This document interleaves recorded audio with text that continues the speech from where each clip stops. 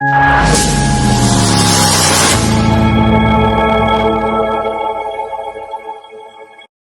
बच्चों, कैसे हैं आप लोग?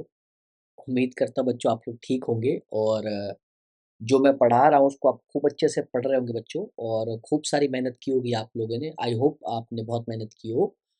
और जैसा कि बेटा हमारा इम्पोर्टेंट सीरीज चल रहा है, आप लोगों को पता है सीबीएसई को लेके हमने एक बैच बनाया हुआ है और बेटा मैं डेली लेक्चर्स इसमें अपलोड कर रहा हूँ। जैसे मैंने इलेक्ट्रोस्टैटिक का फर्स्ट फेज़ ख़त्म कर दिया है एंड सेकंड फेज़ जो बेटा मैंने स्टार्ट करा है इलेक्ट्रिक पोटेंशियल एंड कैपेसिटेंस के अंदर बच्चों, उसका फर्स्ट लेक्चर बेटा ऑलरेडी आपके लिए अपलोड हो गया है बच्चों और ये बिल्कुल फ्री है। मैं पूरा एक साथ पढ़ाऊँगा 12th है ना? तो लेक्चर फर्स्ट अगर डला है बच्चों तो उसमें आप इलेक्ट्रिक पोटेंशियल और इलेक्ट्रिक पोटेंशियल एनर्जी को बच्चों आप पढ़ सकते हो और समझ सकते हो। है ना? उसके अंदर बेटा इम्पोर्टेंट न्यूमेरिकल्स भी हैं और मैंने कहा था आपसे कि एग्ज़ाम्पल नंबर 2.2 और एक्सरसाइज़ का बेटा 2.1 क्वेश्चन करना है। अगर ये नहीं होता है बच्चों तो आप मुझे कमेंट करिएगा, मैं ये भी करा देंगे। है ना? लास्ट में जब ये मैं जब न्यूमेरिकल्स कराऊँगा इम्पोर्टेंट तो उसमें मैं इसको भी रख लूँगा। ठीक है बच्चों? अब हम बात करते हैं नेक्स्ट। जैसे मैंने आपका 30 मिनट का मैंने आपका शेड्यूल पिछली क्लास का बनाया था। और उसमें मैंने बहुत कुछ पढ़ाया था। आज बेटा जो हमारा शेड्यूल होगा वो एप्रोक्स 1 आवर का होगा एंड इसके अंदर बेटा मैं बहुत से इम्पोर्टेंट क्वेश्चंस को कैरी करूँगा जिससे आपको फ़ायदा होगा एग्ज़ाम्स में। बोर्ड एग्ज़ाम्स में बेटा अगर आप इसे फ़ॉलो कर लोगे तो 65 प्लस आराम से आ जाएगा। और बेटे मैं खोखले वादे नहीं करता, ठीक है? मैं जो कह रहा हूँ, जो पढ़ा रहा हूँ, आप वो मैच कर लीजिएगा एग्ज़ाम में। चलिए शुरू करते हैं। सो मैंने आपको कहा था कि इक्वी पोटेंशियल सर्फेसेस बच्चों मैं आपको ये पढ़ाऊँगा और मैं ये आपको बताऊँगा और ये एग्ज़ाम में आता है। ये मैंने बताया था। ये 1 मार्क्स और 2 मार्क्स में आ जाएगा। ये 1 और 2 मार्क्स के क्वेश्चन हैं ये, जो आते-आते हैं। बेटा हर साल आते हैं। ये बेटा सीबीएसई के बुलाए हुए एक तरह से बहुत चीफ गेस्ट समझ लीजिए जो हर साल आते हैं ये। हाँ, थोड़े कम नंबर वाले चीफ गेस्ट हैं बट हैं। इक्वी पोटेंशियल सर्फेसेस देखिए उसको उल्टा पढ़िए। देखिए मेरा एरो ना थोड़ा इस तरफ चलेगा। एरो देखो पहले सरफेस बोलेंगे, फिर पोटेंशियल बोलेंगे और फिर इक्वी बोलेंगे। इक्वी का मतलब होता है बच्चों इक्वल और इक्वल का मतलब होता है बच्चों सेम और सेम का मतलब बच्चों होता है बच्चा कांस्टेंट। ये जितने भी वर्ड्स मैंने आपको बताए हैं इन सारे वर्ड्स को जब आप मिलाओगे तो बेटे खूबसूरत सी चीज बनेगी जिसे कहते हैं knowledge about the equi potential surfaces. अब इसने कहा सरफेस। बेटा सरफेस तो कुछ भी हो सकता है। देखो स्क्वायर भी हो सकता है, सर्कल भी हो सकता है, स्फेयर भी हो सकता है ना बेटा। एक आपने पढ़ा होगा बचपन में कॉन्सेंट्रिक सर्कल्स, याद है आपको? ये यहाँ बहुत काम आएगा, लेकिन यहाँ कॉन्सेंट्रिक सर्कल्स के रूप में नहीं आएगा बच्चों। ये कॉन्सेंट्रिक स्फेयर के काम आएगा, स्फेरिकल। अगर आपने इस तरह का अगर पढ़ा है बच्चों बचपन में तो बहुत अच्छी बात है क्योंकि मेरे चेहरे पे ही आ रहा होगा तो मैं इसे डिलीट कर देता हूँ। अगर आपने पढ़ा है बच्चों तो बहुत अच्छी बात है। माफ करें बच्चों। तो इक्वी पोटेंशियल सरफेसेस को समझना है। पहला तो जो सरफेस हो, दूसरा जिसके पास क्या हो बच्चों पोटेंशियल हो। अब पोटेंशियल का अर्थ क्या है गुरुजी? मैंने पढ़ाया था V equals to k q by are.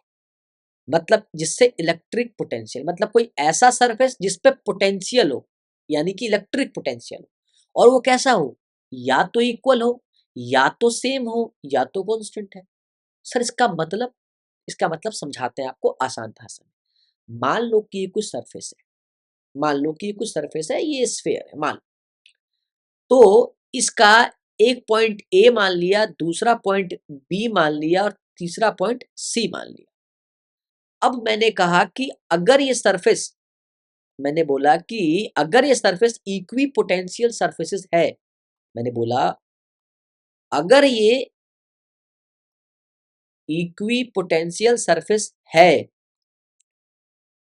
तो इसका जो पोटेंशियल ए पे होगा, जो पोटेंशियल ए पे होगा वही पोटेंशियल बी पे होना चाहिए या वही पोटेंशियल सी पे होना चाहिए।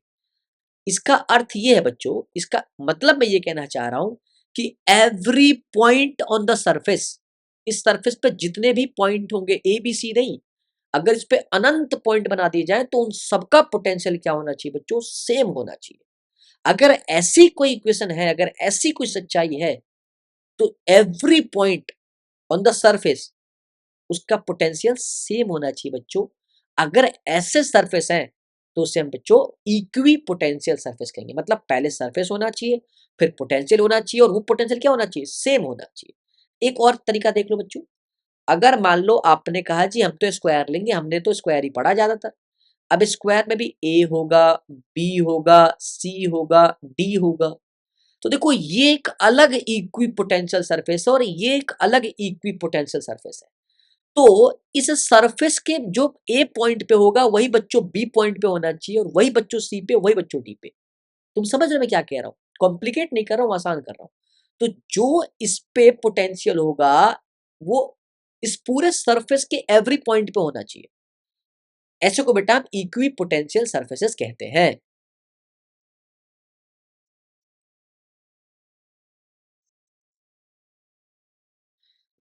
हाँ जी बच्चों, तो मैंने वही कहा कि एवरी पोटेंशियल है ना, एवरी सरफेस है सेम पोटेंशियल। तो अगर आप इस चीज को ध्यान से देखोगे तो जो मैंने समझाया कि ये भी एक सरफेस है और ये भी एक सरफेस है। सवाल ये है कि डिफरेंट डिफरेंट सरफेस के पास हो सकता है कि पोटेंशियल डिफरेंस डिफरेंस हो, लेकिन जो एक बार सरफेस पकड़ लोगे उस सरफेस के जो भी पॉइंट होंगे उन पे पोटेंशियल सेम होगा। और ये बात मैं बार बार क्यों कह रहा हूं आपको? क्योंकि बेटा उसके पीछे रीजन है। रीजन क्या है मैं अभी आपको थोड़ी देर में बताऊंगा। तो आपको समझना है इक्वी पोटेंशियल सरफेसेस क्या होता है। मैं ज्यादा नहीं खींचूंगा बच्चों, जितना मैंने खींचा आपको समझ में आना चाहिए था। पहला सरफेस होना चाहिए, फिर दूसरा पोटेंशियल होना चाहिए, और तीसरा पोटेंशियल इक्वल हो या सेम हो या कांस्टेंट होना चाहिए। अब थोड़ा इसको रीड कर लेते हैं इस स्लाइड को ना। लिखा है इक्वी पोटेंशियल सरफेसेस, जो मैंने आपको बताया था बच्चों। इस पे लिखा है इट इज अ सरफेस, एक सरफेस है जिसके हर पॉइंट पे at every point of which the value of electric potential is same. ठीक है सर, आपने वही बताया था।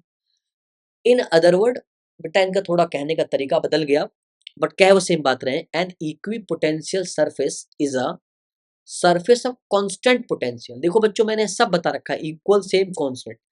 ये दूसरे तरीके से कह रहे हैं कि एक ऐसा सरफेस है जहां पोटेंशियल कांस्टेंट है। अब फिर इनकी तीसरी बात समझिएगा, all points lying on a equi potential surface, जितने भी पॉइंट्स लाई करेंगे मैंने बता दिया already, have the same value of electric potential. ठीक है, अब बच्चे आती बात प्रॉपर्टी पे। अब सुनना कि प्रॉपर्टी का अर्थ होता है बच्चों कि जो मैं कह रहा हूं वो चीज आप चेक करोगे कि ऐसा है या नहीं। अब किस सरफेस ने कहा भैया मैं तो इक्वी पोटेंशियल सरफेसेस हूं। अगर कोई आपसे कहते भैया मैं तो मोदी हूं, है ना, आप बोलोगे ठीक है मोदी तो ठीक है, लेकिन कोई कहते मैं नरेंद्र मोदी हूं, तो भाई आप तो पूछोगे ना ऐसे कैसे भाई, हम कैसे मान ले तो मोदी है, क्योंकि मोदी जैसी प्रॉपर्टीज तो दिख नहीं रही तेरे को। तो उस चीज का आप किसी से पूछोगे ना बच्चों कि हाँ भाई अगर आप मोदी हो तो आप मेरे को बताओ। तो ऐसे ही किसी सरफेस ने कहा कि भैया मैं इक्वी पोटेंशियल सरफेस हूं, तो आप उसकी प्रॉपर्टी को जानोगे तभी तो पूछोगे ना। जैसे किसी आदमी ने मोदी को देखा हुआ है, अगर नरेंद्र मोदी जी को सॉरी, अगर किसी ने पहले ही देखा हुआ है तो ही बता पाएगा ना कि हाँ ये है या नहीं है। तो अगर आपने किसी भी इक्वी पोटेंशियल सरफेस की प्रॉपर्टी को पहले से जाना है तभी तो आप बता पाओगे ना ये सरफेस है या नहीं है। सरफेस तो होगा लेकिन इक्वी पोटेंशियल सरफेस है या नहीं है। तो आप बच्चों उसको देखते हैं। पहला जो सरफेस है, जो पहला प्रॉपर्टी है वो कहता है कि भैया अगर आप इक्वी पोटेंशियल सरफेस हो तो आपका जो इलेक्ट्रिक फील्ड है वो ऑलवेज परपेंडिकुलर होना चाहिए या नॉर्मल होना चाहिए इलेक्ट्रिक फील्ड लाइंस की। अब सर इसका क्या मतलब है? इसका मतलब ये है कि सुनो, अब तक तो ये था कि सिर्फ इलेक्ट्रिक पोटेंशियल सेम होना चाहिए, लेकिन अब दूसरी बात है कि अगर इलेक्ट्रिक पोटेंशियल सेम है भी तो दूसरा हम स्टेप करेंगे फॉलो। दूसरा स्टेप ये कि इलेक्ट्रिक फील्ड हमेशा कैसा होना चाहिए बेटा? परपेंडिकुलर टू द सरफेस होना चाहिए। अच्छा, अब यही वाला जो है बहुत इंपॉर्टेंट पॉइंट है, क्योंकि इसी से सवाल बनेगा। क्यों? क्योंकि वो आपको इलेक्ट्रिक फील्ड दे देगा और आपसे वो बेटा कहेगा सरफेस ड्रॉ करो इक्वी पोटेंशियल। अब जिस बच्चे के दिमाग में बात सेट है कि भैया सरफेस तो हमेशा परपेंडिकुलर होता है, मतलब इलेक्ट्रिक फील्ड हमेशा परपेंडिकुलर होता है सरफेस के, तो सरफेस को वैसे ही ड्रॉ करेगा कि इलेक्ट्रिक फील्ड परपेंडिकुलर है। अब अगर जो बच्चा इस चीज को दिमाग में नहीं रख पाएगा वो सवाल गलत कर देगा और 2 मार्क्स खो देगा, 1 मार्क्स से 2 मार्क्स में आएगा बच्चों। अब इस लाइन का सर मतलब तो समझा दो। भाई देखो ये पॉजिटिव क्यू चार्ज है, अब क्योंकि पॉजिटिव क्यू चार्ज है, क्योंकि ये रेस्ट पे है, तो इसका जो इलेक्ट्रिक फील्ड है वो परपेंडिकुलर ही तो है। देखो ये परपेंडिकुलर ही तो है। अब बच्चा मैंने कहा कि इस पॉजिटिव चार्ज के पास आप इक्वी पोटेंशियल सरफेस ड्रॉ करो। तो आप चुपचाप क्या करोगे, एक ऐसा स्फेरिकल ड्रॉ कर दोगे। क्यों, देखो अब देखो इसके हर पॉइंट पर पोटेंशियल सेम होगा। कुछ बच्चे पूछेंगे अच्छा क्यों सेम होगा भाई, बताओ मेरे को। नहीं बेटा, क्योंकि आप बच्चे होशियार बच्चे हो तो आप तो पूछोगे। देखो अगर मैं इस चार्ज को अंदर बंद कर लेता हूं तो देखो इससे जो भी पॉइंट ले लो, हर पॉइंट का बेटा रेडियस सेम होगा। मैं हर एक चीज बताने की कोशिश कर रहा हूं, समझिएगा। जब रेडियस सेम होगा और चार्ज भी सेम है, मैंने कहा था ना, अगर इसको ए पॉइंट मानो, इसको बी, इसको सी, इसको डी, इसको ई, इसको एफ, इसको जी, अब मेरी एबीसीडी थोड़ी चेक कर रहे हो आप लोग। तो जितने भी पॉइंट्स है उन सारे पॉइंट्स में बेटा, क्योंकि क्यू सबके लिए सेम है और आर भी सबके लिए सेम है, आर भी सबके लिए सेम है, तो बेटा पोटेंशियल हर पॉइंट पे क्या होगा, सेम होगा। और दूसरी बात, जो इलेक्ट्रिक फील्ड है बच्चों वो परपेंडिकुलर बना, तो इलेक्ट्रिक फील्ड हमेशा परपेंडिकुलर होगा। जैसा कि एक एग्जांपल तो मैंने आपको दे दिया, जो आगे ये वाला एग्जांपल कहेगा आपको, है ना बच्चों, और ये इंपॉर्टेंट है, ये 1 मार्क्स में पूछ लेता है। दूसरा आपसे कह रहा है इक्वी पोटेंशियल सरफेस ड्रॉ करो यूनिफॉर्म इलेक्ट्रिक फील्ड में। तो देखो बच्चों इलेक्ट्रिक फील्ड इस तरह से यूनिफॉर्म दिखाया हुआ है, कैसे, शेप से। अगर आपको इस तरह बना के दिखाया गया है तो आपको पता चल जाएगा कि ये इलेक्ट्रिक फील्ड जो है यूनिफॉर्म है। अगर आपको ये नहीं पता बेटा, आप मेरा फर्स्ट लेक्चर आके देखें, आप मेरे इलेक्ट्रोस्टैटिक जाके देखें, इलेक्ट्रिक फील्ड एंड चार्जेस, आपको मैंने उसमें पढ़ाया है, या इलेक्ट्रिक फील्ड एंड फोर्सेस। तो इस तरह का अगर आपको इलेक्ट्रिक फील्ड जा रहा है तो यहाँ परपेंडिकुलर सरफेस ड्रॉ करना है बच्चों। इसी वजह से आप देखोगे तो सरफेस को जो बनाया है इन लोगों ने, वो देखो इस तरह से बनाया है, सरफेस को प्लेन की तरह बनाया है, ताकि आपको समझ में आ जाए। देखो मैं थोड़ा सा अलग जानबूझ के बना रहा हूं ताकि आपको समझ में आ जाए। बेटा सरफेस को इस तरह ड्रॉ करा है कि इलेक्ट्रिक फील्ड परपेंडिकुलर होगा, ये प्लेन बनाया है इन्होंने, प्लेन, है ना। तो इक्वी पोटेंशियल सरफेसेस इतना मुश्किल है नहीं जितना मुश्किल आप लोग बना लेते हो। इसको इतना मुश्किल बेटा कतई ना करो आप लोग, ठीक है। लेकिन आपको इसे ड्रॉ करना है। पहला देखो 2 बातें, पहला कि जो भी सरफेस है उस पर जो भी पोटेंशियल होगा वो इक्वल होना चाहिए, फर्स्ट पॉइंट। सेकंड पॉइंट, जो इलेक्ट्रिक फील्ड हो वो परपेंडिकुलर होना चाहिए। Second point, in a region of strong electric field, equipotential surfaces are drawn close to each other। देखो बेटा इस बात को समझना है तो ऐसे समझो कि जब आपके पास बहुत सारे पैसे हैं और आप खर्च करने की कैपेसिटी रखते हो, तो आपके बहुत सारे दोस्त आपके आसपास आएंगे, समझ रहे हो। आपके दोस्त आपको घेर के रखेंगे कि भाई आया है पैसे लेके, आज तो खर्च करेगा। और जब आप कहते हो कि भाई पैसे तो खत्म हो गए, वही दोस्त दूरियां बना लेते। आप इस तरह से याद रखोगे तो याद रहेगा।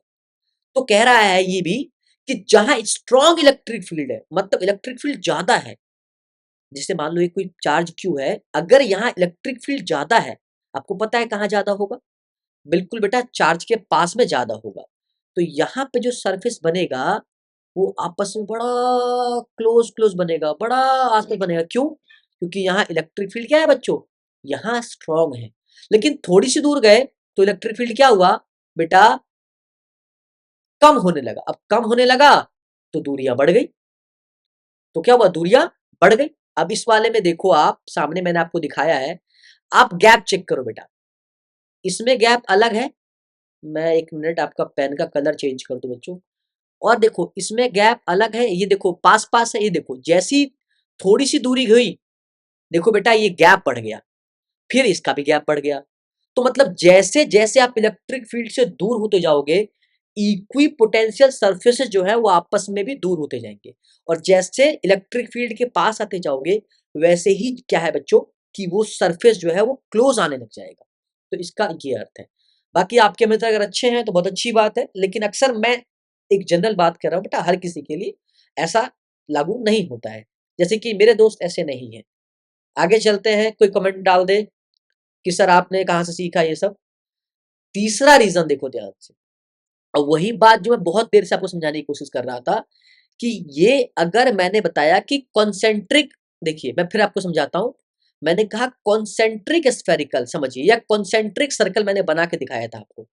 अब इसी चीज को थोड़ा समझिए, अगर ये कोई पॉइंट है और यहाँ एक सरफेस है और ये भी एक सरफेस है और ये भी एक सरफेस है, मैंने बनाया बहुत अच्छा है, समझिएगा। मैंने कहा बच्चों का कि इस वाले इस वाले सरफेस पे पोटेंशियल अलग होगा, तुमने कहा जी हाँ।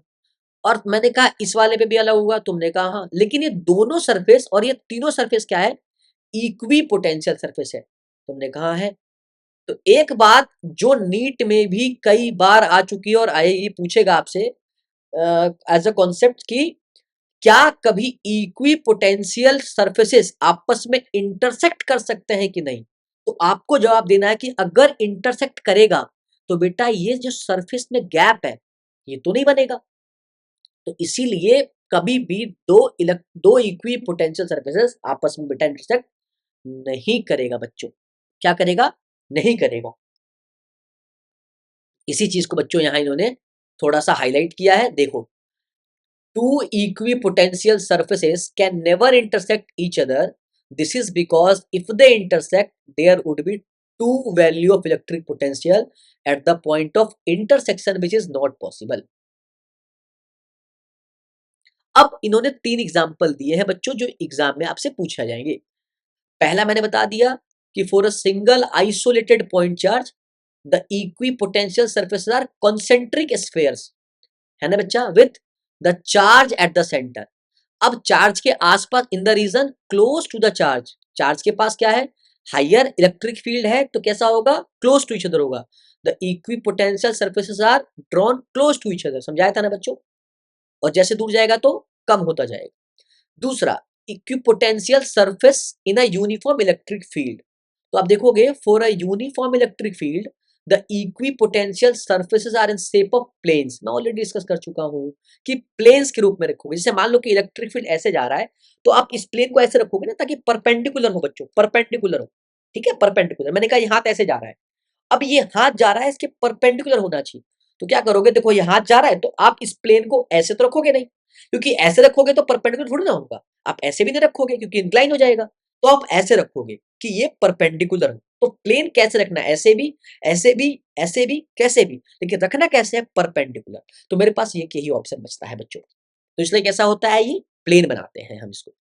सेकेंडरी बेटा, अब जो 1 मार्क्स में या 2 मार्क्स में जो चांसेस है वो इन दोनों के ज्यादा होते हैं, बट किस्मत खराब तो गधा पहलवान, कई बार ये कहावत है, उस पे अगर जाए तो कई बार ये डाइपोल पे पूछ लेता है, यानी कि अपोजिट चार्जेस पे या पेयर ऑफ सिमिलर चार्जेस।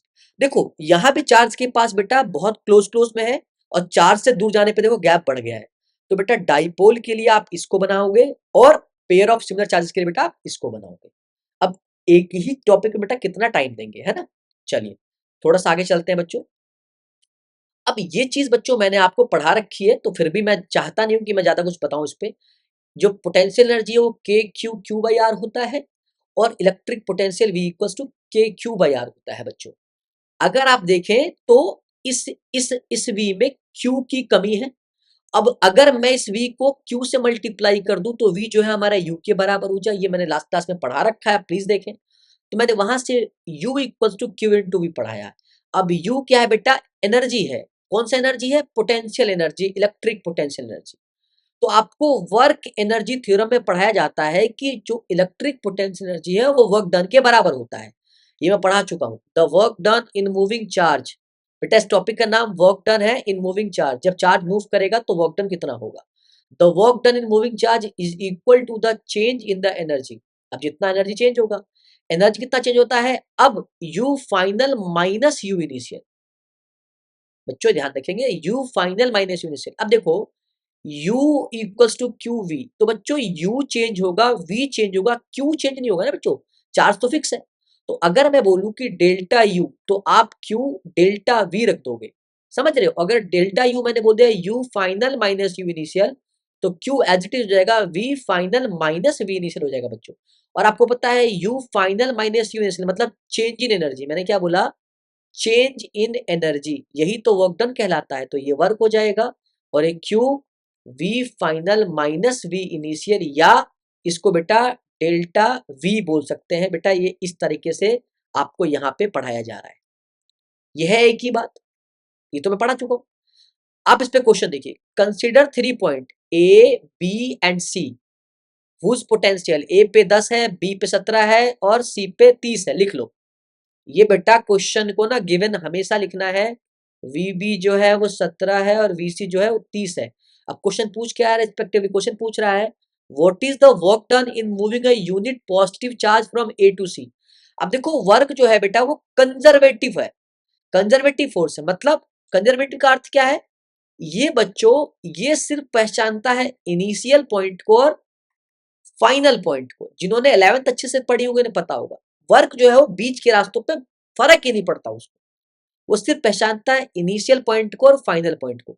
अब कह रहा है कि ए है, बी है और सी है, और कह रहा है कि ए से सी गया, तो भैया बी का तो कोई लेना देना है ही नहीं, बी पे तो कोई डिपेंड ही नहीं करती। अब ए से सी गया, वर्क ए पे डिपेंड नहीं कर, बी पे डिपेंड करेगा नहीं, क्योंकि बी बेटा बीच में है। वर्क हमेशा इनिशियल और फाइनल पे डिपेंड करेगा, ये बात हमेशा याद रखेंगे। और वर्क का फॉर्मूला आपको सामने लिखा हुआ है, q V final minus V initial. और फाइनल कहाँ गया है, सी पे, तो सी पे कितना है 30, तो आप पुट कर दो वर्क इक्वल्स टू क्यू कितना है, यूनिट चार्ज है यानी कि क्यू इक्वल्स टू 1 है, तो वर्क आप लिखो क्यू के बदले 1 इंटू वी फाइनल कितना है 30, माइनस कहाँ से चला ए से, ये कितना था 10, तो बेटा इसका आंसर 20 जूल आ जाएगा। यहाँ भी आप देख सकते हो जैसा कि देखो इसने भी ये लिख ही दिया है, हाँ, कि the work done will not depend on the B. अब क्यों, क्योंकि ये कंजर्वेटिव होता है। ठीक है बेटा, चल अब इसके आगे वाले स्लाइड पे चलते हैं।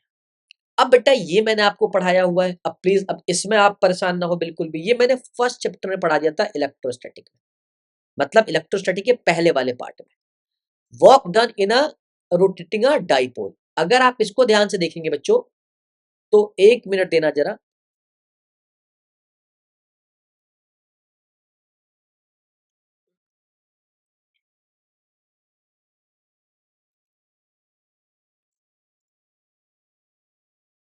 तो देखो बच्चों, work done in rotating a dipole, ये क्योंकि मैंने आपको ऑलरेडी फर्स्ट लेक्चर में करा दिया है, आप जाके देख सकते हो बेटा इलेक्ट्रिक फील्ड एंड चार्जेस में, बट फिर भी मैं कराने को तैयार हूँ। आप बस फटाफट देखो, फटाफट करते हैं, है ना। आपको पता है कि जो वर्क होता है बच्चों यहाँ वो टाउ डी थीटा से होता है। मैंने ये कैसे आया मैं ऑलरेडी बेटा जाके बता चुका हूँ, प्लीज आप उसको देखें। अब जो टॉर्क होता है बच्चों वो पी ई साइन थीटा होता है या पी क्रॉस ई होता है बच्चों। आप ये ना सोचे कि मैं बहुत रफ्तार में पढ़ा रहा हूँ बच्चों, रफ्तार तो अभी बढ़ाया ही नहीं, रफ्तार तो अभी देखा ही नहीं आपने। तो डी डब्ल्यू जो है वो टॉर्क केवल रखोगे P E sine theta D theta, और जब आप इसको बेटा इंटीग्रेट करोगे, क्योंकि इंटीग्रेट तो करना पड़ेगा बच्चों, अब इंटीग्रेट करना है तो आपको याद होगा कि इलेक्ट्रिक डाइपोल क्या होता था बच्चों, ऑसिलेट करता था। तो थीटा इनिशियल से थीटा फाइनल तक इसकी लिमिट भी जाएगी, थीटा इनिशियल से थीटा फाइनल, ये बात ध्यान रखेंगे बेटा ग्राफ में। तो डी डब्ल्यू का जो इंटीग्रेशन होगा बेटा वो वर्क होगा। और आपको पता है कि डाइपोल में पी भी कांस्टेंट होता है, इलेक्ट्रिक फील्ड भी कांस्टेंट था, अगर आपको याद हो जाके वहां। अब अगर साइन थीटा डी थीटा को अगर आप इंटीग्रेट करोगे तो वैल्यू आएगी माइनस कॉस थीटा, और जो जाएगा लिमिट थीटा इनिशियल से थीटा फाइनल। अब बच्चों थोड़ा सा अगर और स्ट्रगल करें हम, तो हमको पता है कि यहां से माइनस बाहर ले ले तो पीई आ जाएगा, और एक बार अपर लिमिट तो थीटा फाइनल, एक बार लोअर लिमिट तो थीटा इनिशियल। अब बच्चों या तो इसको ऐसे रख लो, कुछ लोग थीटा 1 और थीटा 2 लेंगे तो भी दिक्कत नहीं है बच्चों, ध्यान रखना। थीटा 1 से अगर थीटा 2 जाएगा तो थीटा 2 माइनस थीटा 1 आ जाएगा, रटने की आवश्यकता नहीं है। ठीक है बच्चों, ध्यान रखना। अब पोटेंशियल एनर्जी, तो बेटा पी जो है यहाँ पे डाइपोल है और ई जो है वो इलेक्ट्रिक फील्ड है, तो ये बेटा आपकी इक्वेशन आ जाएगी। अगर आप माइनस अंदर लेके जाना चाहो तो भी आप देख सकते हो, minus plus minus minus minus plus, तो ये पीई हो जाएगा कॉस थीटा आई माइनस कॉस थीटा एफ। बच्चों आप ऐसे भी कर सकते हो, घबराने की कतई आवश्यकता नहीं है। अब बेटा इस पे एक सवाल भी मैंने इस पे कराया था, हालांकि पी क्रॉस ई पे एनसीईआरटी में है, इस पे बेटा एनसीईआरटी एग्जाम्पल है ना, मैं वो भी देखूंगा तो करा दूंगा, है ना, घबराने की बात नहीं है। आप बच्चों एक मिनट,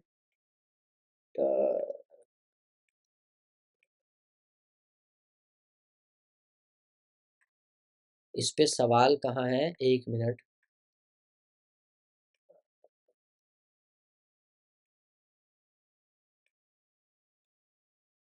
हाँ देखो बच्चों, इस पे एक और सवाल है, देखिए। अब मैंने कहा कि जैसे मैंने आपको वहां वर्क पढ़ाया, यहाँ लिख लो, वर्क इक्वल्स टू माइनस का पी, अगर माइनस रखोगे तो cos theta final minus cos theta initial हो जाएगा बच्चों। अब क्या है, मेरे बच्चे होशियार हैं, आपको पता है कि वर्क और पोटेंशियल एनर्जी। अब आपको दिया है potential energy of a dipole. अब क्या लिखा है इसको नहीं पढ़िए। The potential energy of a dipole is defined as the amount of work done in rotating the dipole to a particular angle theta from an initial orientation where the dipole is perpendicular to electric field. अब इन्होंने एक particular case बना दिया, condition बना दिया कि भैया potential energy तब होगी जब थीटा इनिशियल हमारा 90 डिग्री पे होगा। उन्होंने बताया थीटा इनिशियल हमारा 90 डिग्री पे होगा, और इस केस में जो वर्क होगा वो अपना पोटेंशियल एनर्जी कहलाएगा। कोई बात नहीं, कर लो भाई, थीटा इनिशियल अगर 90 डिग्री है मेरे बच्चों तो भी कोई दिक्कत की बात नहीं है। भाई ये कह रहा है कि इलेक्ट्रिक फील्ड और इलेक्ट्रिक डाइपोल का जो इनिशियल एंगल है, मान लो कि अगर ये अगर अगर ये माइनस क्यू और प्लस क्यू, बेटा याद करो, तो जो इलेक्ट्रिक डाइपोल था वो इस तरफ जाता था और इलेक्ट्रिक फील्ड भी इस तरफ जाता है। तो अगर ये वाली कंडीशन बताओगे बच्चों तो इनिशियल देखा जाए तो यहाँ तो थीटा 0 डिग्री होगा, तो ये भी तो यहाँ टॉर्क 0 होता था, है ना बच्चों, जिसे आप स्टेबल कंडीशन कहते थे। अब अगर ऐसा बोला है तो इसका मतलब बच्चों या तो माइनस इधर होगा और प्लस इधर होगा और इलेक्ट्रिक फील्ड इधर जा रहा होगा बच्चों, तभी तो माइनस से प्लस लेके जाएंगे तो 90 बनेगा, तभी तो 90 बनेगा। अगर ये केस कह रहा है तो कोई दिक्कत नहीं, ये कह रहा है कि the potential energy of a dipole is defined, किसी डाइपोल का जो पोटेंशियल एनर्जी वो डिफाइन कर रहा है कि उसका कितना वर्क डन करेगा रोटेट कराने में डाइपोल को, particular angle theta from an initial orientation where the dipole is perpendicular to the electric field. ठीक है, आगे कह रहा था derivation for potential energy of a dipole, ठीक है, कोई बात नहीं, हम पुट कर देंगे। और जो थीटा फाइनल है वो थीटा कि कितना एंगल लेके जा रहा है, तो लगा तो यहाँ वर्क फॉर्मूला मिला है आपको, माइनस एज इट इज, और पीई में आपको पता है पीई लगा दो, cos theta final, theta initial में कॉस 90। अब दुनिया को पता है कॉस 90 की वैल्यू 0 होता है, जब थीटा 90 है तो कॉस 90 0 होता है, तो जो वर्क आएगा वो माइनस का पीई कॉस थीटा होगा बच्चों। ठीक है, और अगर इस केस में थीटा 0 डिग्री हो गया, अगर इस केस में कॉस ये जो फाइनल है वो 0 डिग्री हो गया, तो जो वर्क है वो माइनस का पोटेंशियल पी इंटू ई आ जाएगा। ठीक है बेटा, या इन्होंने P vector dot E vector ले लिया है, आप ऐसे भी कर सकते हो, P vector dot E vector, तो भी कॉस थीटा हो जाएगा, और जब थीटा 0 डिग्री हो जाएगा तो भी ये माइनस का पीई हो जाएगा। अब ये क्यों कराया है, क्योंकि इस पे भी सवाल आ जाता है मेरे बच्चों, इस पे भी सवाल आ जाता है, नीचे सवाल लिखा हुआ है, इसीलिए कराना पड़ा है, वर्क पढ़ा रखा था। पोटेंशियल एनर्जी बस इतनी सी बात है, पोटेंशियल एनर्जी में बस जो थीटा इनिशियल है वो 90 डिग्री होगा, बस ये याद रखना है। What is the work done in rotating a dipole from the position of no torque, देखो बेटा कह ही दिया। अब नो टॉर्क का मतलब है कि थीटा 0 डिग्री, अच्छा जी बहुत बढ़िया, to the position of maximum torque, लो भाई सारी कंडीशन कह रहा है कि जो थीटा इनिशियल है वो 0 डिग्री होना चाहिए, नो टॉर्क, और मैक्सिमम टॉर्क, भाई थीटा फाइनल आपका, मैं यहां लिख देता हूं बच्चा, थीटा फाइनल जो है बच्चा आपका वो 90 डिग्री होना चाहिए, तो लगा लो ना, देखो ना, यही फॉर्मूला है। अब थीटा 0 डिग्री और ये 90 डिग्री है नहीं बच्चों, तो कॉस फाइनल जो है वो 90 है, और कॉस जीरो जो है वो थीटा फाइनल 90 है, इनिशियल जीरो है, तो देखो ना कॉस 90 तो जीरो हो जाएगा और कॉस जीरो 1 हो जाएगा, तो माइनस माइनस प्लस हो जाएगा और पी हो जाएगा। तो कोई खास दिक्कत है ही नहीं बच्चों। फिर भी दिक्कत है तो आप कमेंट में पूछ लीजिएगा। बच्चे जो जो डाउट पूछते हैं आप डीएम करते हैं, मैं रिप्लाई करता हूँ बेटा। मैंने बहुत बच्चों को बताया है, ऐसी बात नहीं है, अगर आप कहेंगे तो वो भी बता देंगे। अब इससे आसान क्या पढ़ा है बच्चों, ये तो बड़ा कॉम्प्लिकेशन, ये तो बिल्कुल कॉम्प्लिकेट नहीं है, क्योंकि जो लेक्चर मेरा शुरू से देखता आ रहा है उसको पता है कि मैंने क्या पढ़ाया अभी।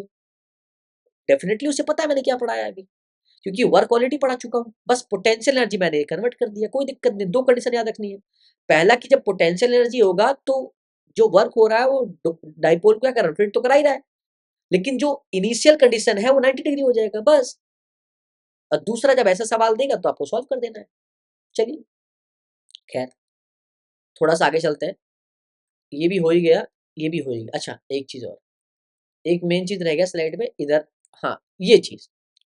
अब ये relation between electric potential and electric field, ये क्यों करा रहे हो, क्योंकि ये क्वेश्चन नीट में भी आया हुआ है, और क्योंकि सीबीएसई के जब भी आप क्वेश्चन देखते हो तो इसमें 1 मार्क्स में या 2 मार्क्स में पूछ लेता है। अब क्योंकि देखो बेटा, मैंने पूरा पढ़ाने का, पूरे पढ़ाने की मैंने बात की हुई है आपसे, तो बेटा ऐसा तो नहीं हो सकता ना कि मैं कुछ पढ़ाऊं फिर कुछ रहने दूं, है ना, क्योंकि 1 मार्क्स 2 मार्क्स भी अब बस बात कैरी कवर करूंगा। तो रिलेशन बिटवीन इलेक्ट्रिक पोटेंशियल और इलेक्ट्रिक फील्ड, अब आपको थोड़ा समझाना है, आपको समझना है। देखिए मैंने कहा कि जो ए वाला है, ये जो ए वाला है, मैं नीचे से ब्लू से मैं मार्क कर रहा हूं, ये एक इक्वी पोटेंशियल सरफेस है, ये एक इक्वी पोटेंशियल सरफेस है। अब आप इससे मतलब समझ गए कि अगर इक्वी पोटेंशियल सरफेस है तो इसके पूरे सरफेस पे जहां जहां ये ब्लू है वो पोटेंशियल V होगा, और इसका नाम A रखा है, मतलब A वाले सरफेस पे जो पोटेंशियल होगा वो V होगा। अच्छा जी, और बच्चों जो दूसरा वाला पोटेंशियल लिया है, वो लिया है, जो दूसरा सरफेस लिया वो लिया है B। आप जस्ट ऊपर देखेंगे, अगर मैंने बोला कि ये A है तो इसके ऊपर B रख दिया बच्चों, ये वाला बच्चों A इक्विपोटेंट सरफेस है तो ये वाला B है। अब देखो थोड़ा गैप है ना, थोड़ा डिस्टेंस है, सेपरेशन है ना, तो इस वाले का पोटेंशियल अगर V है तो इसका कुछ तो अलग होगा, V तो होगा नहीं, क्योंकि मैंने बताया था सरफेस क्या होगा फिर, मैंने बताया था कि इंटरेक्ट नहीं कर सकता, इंटरसेक्ट नहीं कर सकता। तो इस वाले का जो लिया है वो V प्लस डेल्टा V ले लिया है, तो B का जो पोटेंशियल लिया है वो V प्लस डेल्टा V ले लिया है बच्चों। अब बच्चा को ये ना कहे कि तेज पढ़ा रहे हैं, भाई तेज नहीं पढ़ा रहे, आसान पढ़ा रहे हैं, इससे क्या है। अब दोनों सरफेस में देखो कि आपको पता है कि अगर इक्वी पोटेंशियल सरफेस है तो पहला स्टेप तो ठीक है, दूसरा स्टेप याद है, इलेक्ट्रिक फील्ड हमेशा परपेंडिकुलर होता था। तो देखो इलेक्ट्रिक फील्ड परपेंडिकुलर है दोनों सरफेस के, ए के भी और बी के भी। तो ये बात तो मतलब अच्छी लगी मुझे गुरुजी। अब एक बात बोला कि मान लो कि मैं एक चार्ज को बी से ए में भेजूं, मतलब एक चार्ज बी से ए में आ रहा है, मतलब कि बी वाले सरफेस से चार्ज ए वाले में आ रहा है, तो आप देखोगे कि जो इलेक्ट्रिक फील्ड है वो तो इस तरह से है, और जो चार्ज है वो बी से ए में आया है। अच्छा जी, बहुत अच्छी बात है, कोई दिक्कत नहीं है, लेकिन ये चार्ज की वैल्यू कितनी है, तो बेटा आपको ज्यादातर यहाँ पे तो ये लोग यूनिट चार्ज ही लेंगे। हाँ देखो, यूनिट पॉजिटिव चार्ज लिया है, ठीक है, यूनिट पॉजिटिव चार्ज। अब देखना कि हमने पढ़ा है कि जब बी से ए में, मतलब कि बी वाला आपका इनिशियल हो जाएगा और ए वाला बच्चों आपका फाइनल हो जाएगा। तो जब कोई चार्ज इनिशियल से फाइनल में आता है तो वर्क डन होता है, हमने अभी जस्ट पढ़ा फॉर्मूला, क्यू पढ़ा हमने, V final minus V initial पढ़ा। अरे पढ़ा कि नहीं पढ़ा। और यहाँ पे बच्चों जो वी फाइनल है वो ए है, ए बी से ए पे आया है तो वी माइनस, अब जो v इनिशियल है बच्चों वो b है, तो वो कितना है v प्लस डेल्टा v। तो माइनस प्लस माइनस और माइनस प्लस माइनस, तो इसको सॉल्व करोगे बच्चों तो आ जाएगा q v minus v minus delta v। तो जो होशियार बच्चा है उसे पता है कि v से v जो है आपस में कैंसिल हो जाएगा, और यहां से जो वर्क आ जाएगा दैट इज माइनस का q डेल्टा v। ये बच्चों ये इक्वेशन आ जाएगा यहां से एक वर्क। अब दूसरा बच्चा कहेगा सर आपने यहां से वर्क क्यों निकाला, वर्क का क्या मतलब बनता है? भैया ठहर जाओ सब बताएंगे, ठहर जाओ सब बताएंगे। दूसरा बच्चा कह रहा है सर मुझे कुछ कुछ समझ में आ रहा है कि सर चार्ज जब एक सरफेस से दूसरे सरफेस में जाएगा तो वर्क तो होगा। मैंने कहा बिल्कुल भाई बहुत अच्छी बात है। दूसरा कह रहा लेकिन सर एक बात पूछूं, मैंने कहा। कह रहा सर यहाँ आपने चार्ज भी दिया हुआ है, मैंने कहा हाँ। और सर यहाँ इलेक्ट्रिक फील्ड भी दिया हुआ है, मैंने कहा हाँ यार। क्या सर जब चार्ज भी दिया है इलेक्ट्रिक फील्ड भी दिया है सर, तो यहाँ इलेक्ट्रिक फोर्स पैदा हो गया। मैंने कहा यार बात तूने सही कही, यहाँ पे F equals to E into q तो होता है। अब उसने कहा सर एक बात बताओ, इन दोनों सरफेस के बीच में एक सेपरेशन भी तो था। मैंने कहा हाँ, मान ले x का सेपरेशन होगा। तो क्या सर यहाँ भी तो वर्क हो रहा है। मैंने कहा अच्छा कितना वर्क हो रहा है। तो कहा सर यहाँ जो वर्क हो रहा है वो हो रहा है F इंटू डेल्टा एक्स, क्योंकि सर अगर इन्होंने डेल्टा भी ऐड किया है तो मैं डेल्टा एक्स ले लेता हूँ सर। मैंने कहा चल तू डेल्टा एक्स ले ले। बेटा इस डेल्टा एक्स का मतलब है आप dx भी ले सकते हो, डेल्टा एक्स भी ले सकते हो और x भी ले सकते हो। फर्दर ये यूज होगा तब रोना मत कि dx यूज क्यों कर रहा है, डेल एक्स क्यों यूज कर रहा है। क्लियर है। अब f work equals to f into delta x में देखोगे तो f जो आपको दिया वो e इंटू क्यू दिया हुआ है, e क्यू और डेल्टा एक्स। तो देखो इस वाले वर्क को अगर आप पहला इक्वेशन दोगे बच्चों, तो इस वाले वर्क को आपको बेटा दूसरा इक्वेशन देना पड़ेगा। अब अगर बच्चों अगर आप इसको थोड़ा भी समझ पाए हो तो आपका आगे का पाथ बड़ा आसान हो जाएगा, बहुत आसान हो जाएगा बच्चों, बहुत ही ज्यादा आसान हो जाएगा। अब देखो कैसे आसान हो जाएगा। जब हम दोनों वर्क को इक्वेट करेंगे बच्चों, इक्वेट करेंगे, जो पहला इक्वेशन है वो work equals to q minus का डेल्टा वी है, और जो दूसरा इक्वेशन है वो है ई क्यू डेल्टा एक्स। तो बेटा हम इक्वेट करें दोनों को तो आ जाएगा माइनस का q delta V equals to E into q delta x.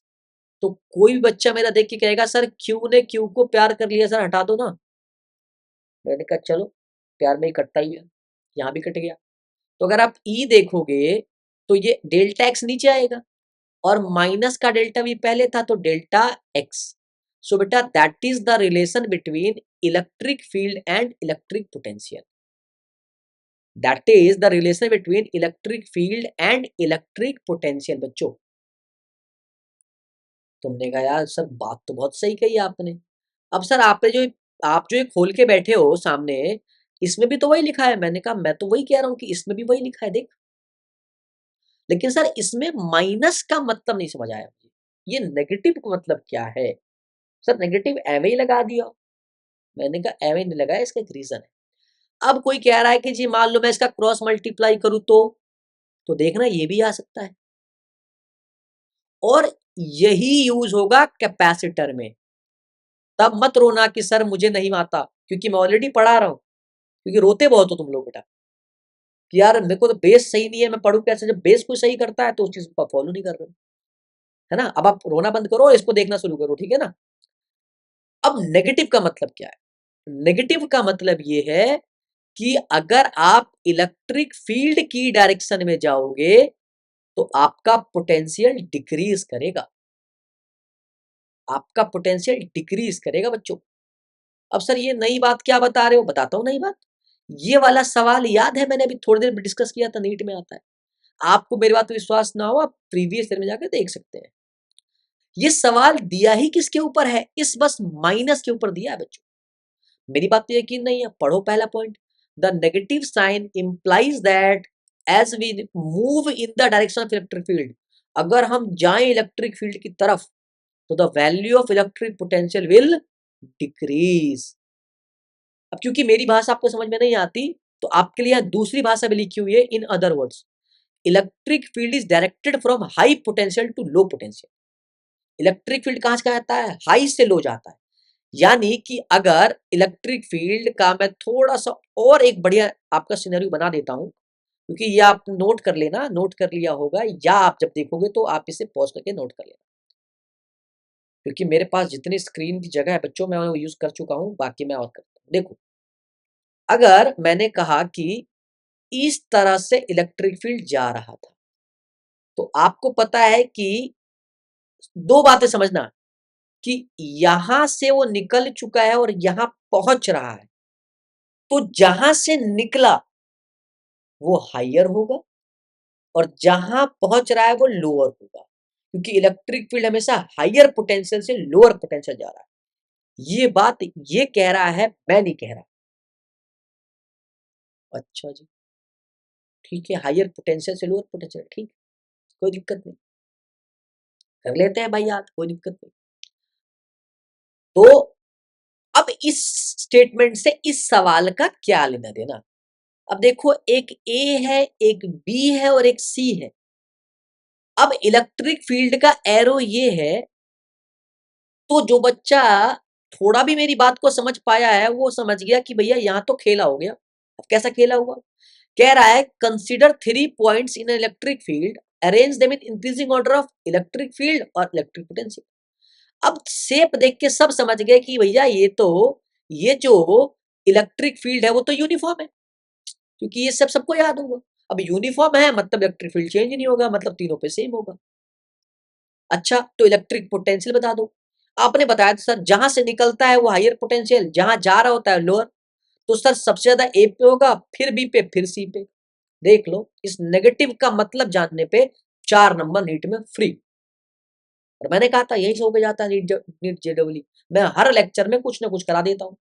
और जो दूसरा बैच मैं सीरीज जब लॉन्च करूंगा तो उसमें बच्चों मैं पर्टिकुलर उनके सारे प्रीवियस ईयर को फॉलो करूंगा और इंपॉर्टेंट आने वाले क्वेश्चंस करूंगा। जो ऑफलाइन बच्चे हैं वो भी अभी पूरा फॉलो कर रहे हैं इस चीज को।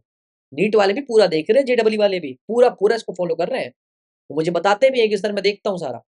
आप समझ रहे हो? दूसरा पॉइंट इसका पढ़ो, हालांकि इसमें कुछ पढ़ने लायक बचा नहीं है। दूसरा कह रहा है कि द डिस्टेंस डेल्टा एक्स, भैया ये तो सेपरेशन डिस्टेंस होगा, ठीक है लिखा हुआ है। तीसरा, the electric field can be obtained by the negative slope of v versus x graph. अब बेटा आपको पॉजिटिव स्लोप और नेगेटिव स्लोप तो बताने नहीं बैठेंगे, बट हाँ अगर इस पे गणित की थोड़ी भी नॉलेज है उसे समझ में आ रहा होगा नेगेटिव स्लोप क्या होता है और पॉजिटिव स्लोप क्या होता है। तो इस पर चर्चा नहीं करेंगे, ये हमारे काम में नहीं आएगा अभी जो मैं इंपॉर्टेंट करा। अब ये E इक्वल्स टू माइनस का dv बाई डी भी रख सकते हैं और dv इक्वल्स टू माइनस का e dx भी रख सकते हैं, और एक और v equals to E x भी रख सकते हैं या v equals to E d भी रख सकते हैं, क्योंकि यही फॉर्मूला अपना कैपेसिटर में बच्चों हम यूज करेंगे।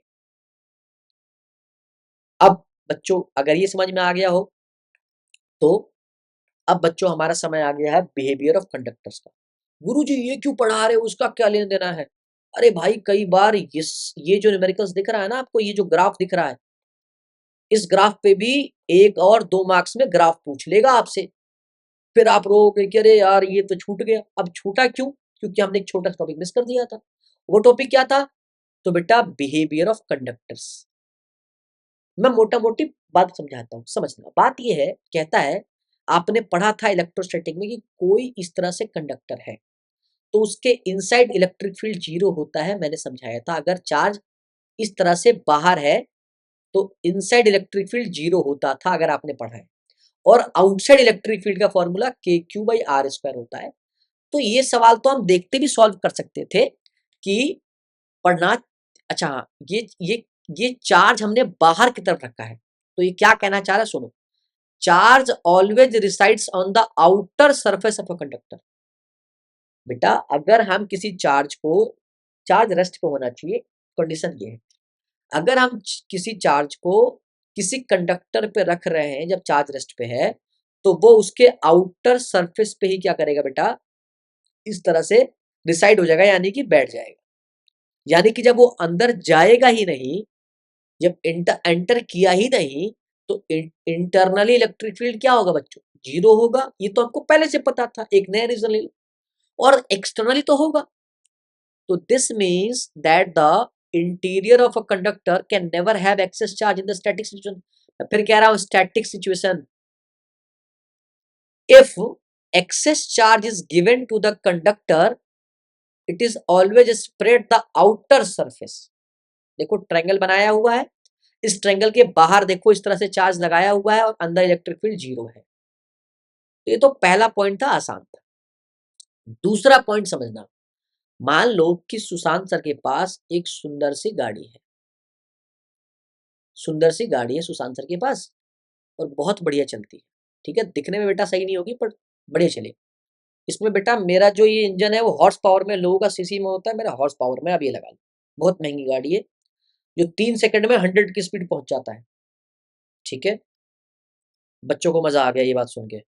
अब सुनना ध्यान से कि अब यहाँ पे एक बात का उत्तर दो। आपने कोई भी कार देखी हो, चाहे नैनो की ही क्यों नहीं बात कर रहा मैं, चाहे मैं नैनो की बात करूं या मैं हमर की बात करूं, मर्सिडीज, लैम्बोर्गिनी, जो जो नाम आपको याद है सब गाड़ियों की मैं बात करूं, तो बेटा ये जो अपर पार्ट होता है ये बेटा बेसिकली मेटल का होता है। ये मेटल का क्यों होता है? आस पास में फाइबर होता है। अब कोई कमेंट कर देगा कि टाटा वालों का टाटा वालों का ये सिर्फ ये मेटल का होता है। भैया मैं सबकी कह रहा हूँ, इस सबका ऊपर पार्ट मेटल का होता है। बेटा मेटल का ही होता है, चाहे आप नैनो ले लो या आप मर्सिडीज ले लो। अब ये मेटल का क्यों होता है, इसके पीछे बेटा साइंस है। अब ये क्या साइंस है? जिसने कार बनाया उसने क्या सोच के मेटल लिया? तो बेटा उसने ये सोच के मेटल लिया। आपने अगर लाइटनिंग का नाम सुना हो ना, वो जो बिजली गिरती है, वो वाली नहीं, वो वाली नहीं बेटा, ये वाली लाइटनिंग, ये जो बिजली गिरती है ना, आपने सुना होगा कि बहुत लोग की डेथ हो जाती है। तो जो लोग कार में बैठे होते हैं और वो बिजली जब कार पे गिरती है ना बेटा, तो कार सेफ रहती है सर। अच्छी, हाँ भैया, बिल्कुल सही बात सर। कैसे? हाँ, जो प्रोसेस है उस प्रोसेस का नाम है इलेक्ट्रोस्टैटिक सील्डिंग। यहाँ पे लिखा होगा, ये रहा, इलेक्ट्रोस्टैटिक सील्डिंग, ये प्रोसेस का नाम है, या इसे फैराडे केज भी कहते हैं बच्चों, सुना होगा अगर तो इसका मतलब सर कार में जाएंगे और कार में जाएंगे सर, तो मतलब कि जो बिजली गिरेगी तो सर मतलब हमें कुछ नहीं होगा। हाँ, तुम्हें कुछ नहीं होगा सर। सही सही बोल रहे हो ना? हाँ भाई, सही सही बोल रहा हूँ। देखो कैसे, क्योंकि कार अंदर से हॉलो होता है। कार का अपर पार्ट और कार का लोअर पार्ट के बीच में बेटा हॉलो होता है। मतलब कि जब भी, तो सर आप कह रहे हो कि अगर कोई हॉलो कंडक्टर है, मैंने कहा हाँ, तो हॉलो कंडक्टर के अंदर इलेक्ट्रिक फील्ड जीरो होगा, मतलब चार्ज, मतलब इलेक्ट्रिक फील्ड नहीं जाएगा। मैंने कहा मैंने तो ऐसा कुछ कहा ही नहीं, तो पहले से पढ़ के बैठा है। कहा सर कहने का मतलब क्या? मैंने कहा कि किसी भी हॉलो कंडक्टर के अंदर बेटा आपके अंदर चार्ज नहीं आएगा। तुमने कहा हाँ हाँ हाँ, क्योंकि अभी मैंने कहा कि कंडक्टर के आउटर साइड पे वो रिसाइड हो जाएगा, यानी कि बैठ जाएगा। हाँ हाँ सर, तो जब इनसाइड में चार्ज आएगा ही नहीं तो इलेक्ट्रिक फील्ड जीरो हो जाएगा। तुमने कहा हाँ, और इलेक्ट्रिक फील्ड जीरो हो जाएगा तो ये चीज देखना तेरा, यही चीज इलेक्ट्रोस्टैटिक शील्डिंग कहलाता है, या इसे ही फैराडे केस कहते हैं। बोला अरे वाह गुरुजी, और यही चीज कार में यूज होती है। तुमने कहा है? मैंने कहा हाँ। तुमने कहा अच्छा सर, बहुत बढ़िया। मैंने कहा पढ़ो, the net electric field inside conductor is zero, there may be charge on the conductor और there may be electric field outside the conductor, बाहर होगा, but the net electric field inside the conductor is always zero. This property is also used in electrostatic shielding, है ना? Whenever an object has to be protected from an external electric field, it is placed inside a hollow metal conductor. देखो hollow metal conductor.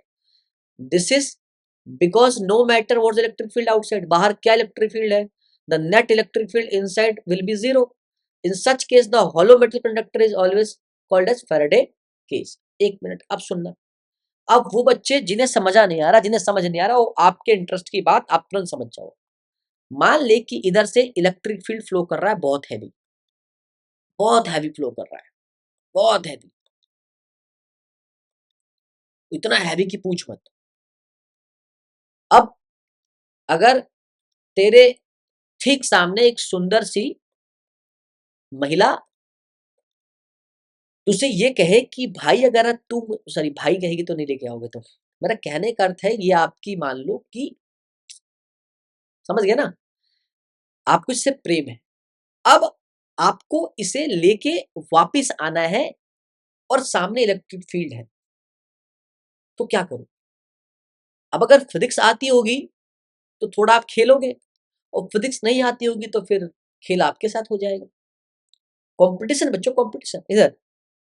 तो आपने अभी तक पढ़ा कि यार अगर मैं एक मेटल का कंडक्टर ले लूं और साला अगर वो हॉलो हो अंदर से, तो उसके अंदर इलेक्ट्रिक फील्ड नहीं आ सकता।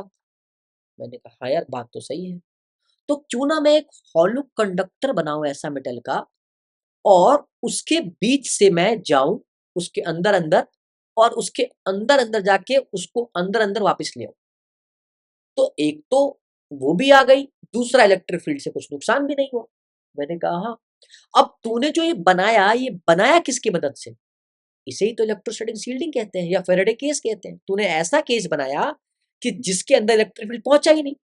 तो सर यहाँ इलेक्ट्रिक फील्ड हुआ क्या? यहाँ इलेक्ट्रिक फील्ड बॉडी के ऊपर से निकल गया। देख, बॉडी के ऊपर से निकल गया, पर बॉडी के अंदर तो नहीं आया ना।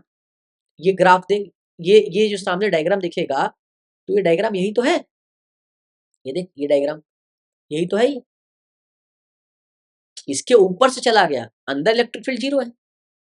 अब द बिलो फिगर ये तुझे दिखाएगा कि path of electric field lines when a hollow spherical conductor is placed in the path of electric field lines, no electric field lines would be going into the conductor, नहीं जाएगा अंदर, and hence net electric field inside would be zero।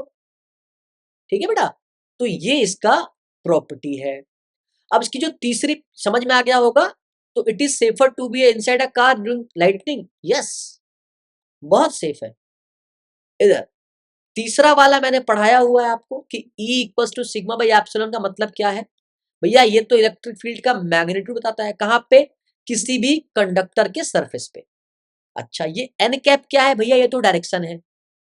Sir direction तो बताया नहीं था भाई। Direction तो perpendicular electric field का। क्यों? क्योंकि चार्ज रेस्ट पे था। तुम्हें चार्ज मोशन में पढ़ना ही नहीं है। मेरी बात पे विश्वास नहीं है तो लो, पढ़ लो इसको, कर लो रीड। तो this electric field must be perpendicular to the surface of the conductor in the output direction. देख, बताया था, if the electric field is not perpendicular to the surface, it would have a component along the surface which exerts force on the free charge and they would start moving। देख, since in the static situation the charge do not move, so it must imply that the electric field should be perpendicular to the surface। अच्छा sir, charge move कर जाएगा? Sir charge move कर जाएगा अगर मैंने perpendicular नहीं रखा तो हाँ भाई बिल्कुल, कंपोनेंट हो जाएगा ना, तो फोर्स जनरेट हो जाएगा। बहुत बढ़िया सर। अब fourth one is very important. Fourth one क्या कह रहा है? अब जो बच्चा ग्राफ समझता है ये V और R का है, यानी कि पोटेंशियल और R के बीच का ग्राफ है, और जो बच्चा देखेगा यार ये तो R नॉट है, और R नॉट तक जो ये ग्राफ है V का, साला ये तो कांस्टेंट है, और उसके बाद वो डिक्रीज कर रहा है R के साथ। ये ग्राफ रीड कर सकता है कोई बच्चा? अब रीड करने वाले बच्चे ने कहा यार रीड तो वही कर ही लिया है मैंने, इसमें क्या है, रॉकेट साइंस थोड़ी कुछ, ये सब तो पढ़ा रखा है। मैंने कहा ठीक है भाई, चल पढ़ा रखा है तो बहुत अच्छी बात है। अब तुमने कहा यार करना क्या है इसमें? मैंने कहा कर दे भाई, कुछ नहीं, पढ़ ले बस खाली। अरे पढ़ना क्या है? मैंने कहा देख तो क्या लिखा है, जब तक मैं इसे थोड़ा सफाई कर दूं, जो गंदगी फैलाई है मैंने। अच्छा, तो फोर्थ पार्ट थोड़ा आप रीड करो। The value of electric potential at all point inside the conductor, ओहो हो, and on surface is same. ये ले, कोई नई बात बताई? ये तो पता है कि अगर ये कोई सरफेस है, अगर ये कोई स्फेयर है या कंडक्टर है, तो इसके सरफेस तक यानी कि यहां तक, इस पॉइंट तक इलेक्ट्रिक फील्ड जीरो होगा। हाँ, तो यहाँ पोटेंशियल सेम होगा। सर इलेक्ट्रिक फील्ड जीरो होने से पोटेंशियल सेम कैसे होगा सर? ये नहीं आया समझ। मैंने कहा यार बड़ा बेकार बच्चा है, तुझे समझ में नहीं आया कि इलेक्ट्रिक फील्ड जीरो होने से पोटेंशियल सेम क्यों होगा? तुमने कहा नहीं। मैंने कहा भी समझा देता हूँ बेटा, देख इधर। तुमने पढ़ा था अभी थोड़ी देर पहले कि जो आपका V होता है वो E इंटू डेल्टा एक्स होता है, और ये डेल्टा V होता है। तुमने कहा हाँ पढ़ा तो था, अभी जस्ट पढ़ाया था थोड़ी देर पहले। मैंने कहा यानी कि तू ये मानता है कि ये फॉर्मूला सही है? तुमने कहा हाँ। और तू ये मानता है कि सरफेस तक यानी कि आर नॉट तक इलेक्ट्रिक फील्ड जीरो है? तुमने कहा हाँ। तो अगर मैं इसे जीरो पुट कर दूं तो डेल्टा एक्स को जीरो से मल्टीप्लाई करूंगा तो डेल्टा वी तो जीरो ही आएगा ना? तुमने कहा हाँ डेल्टा वी जीरो आएगा। और डेल्टा वी क्या होता है? V final minus V initial ना? तुमने कहा हाँ। तो अगर मैं इसको जीरो रख दूंगा, वी फाइनल माइनस, तो ये तो इधर आके क्या हो जाएगा? V initial equals to V final. ओहो, इसका मतलब कि जहां तक इलेक्ट्रिक फील्ड जीरो होगा वहां तक पोटेंशियल सेम होगा। एक कंडक्टर की बात कर रहा हूं फिर से, कहीं बाद में मुझे पकड़ लो कि तूने तो ऐसा कहा था। भाई जो लिखा है वही पढ़ा रहा हूँ, इसके अलावा मुझे कुछ आता नहीं। जितना पोटेंशियल इनिशियल है उतना ही फाइनल है। अच्छा जी सर, इसका मतलब ये इक्वी पोटेंशियल सरफेस है क्या? बहुत देर से यही तो बात कर रहा हूँ तेरे से, परपेंडिकुलर भी इसमें इलेक्ट्रिक फील्ड मिलेगा, बट इसके अंदर तो है ही नहीं, जीरो है। अच्छा जी बच्चों, तो यहां तक तो पोटेंशियल बेटा सेम मिलेगा। अब अगर आर है ये कोई पॉइंट, तो यहाँ पे तो सिंपल फॉर्मूला लगा दोगे, v equals to k q by are, तो यहाँ पे तो निकालना आसान है, लेकिन पूरा आर नॉट तक तो कांस्टेंट होगा। तुमने कहा यार बहुत बढ़िया सर। अब इसी चीज को ग्राफ में उतारा उसने कि भैया एक ग्राफ था, आर नॉट तक तो v जो था वो कांस्टेंट था, और आर नॉट के बाद जो है वो भैया डिक्रीज करेगा। तुमने कहा यार ठीक है। अब इस पे एक सवाल है आखिरी, उसके बाद मैं खत्म करता हूं। सवाल देखो, consider a charge hollow sphere, hollow बोल दिया भैया, charge q and radius R naught, यहां तक तो इस पूरे अंदर अंदर में पोटेंशियल सेम होगा, चाहे वो R2 की बात करूं या R0 की बात करूं।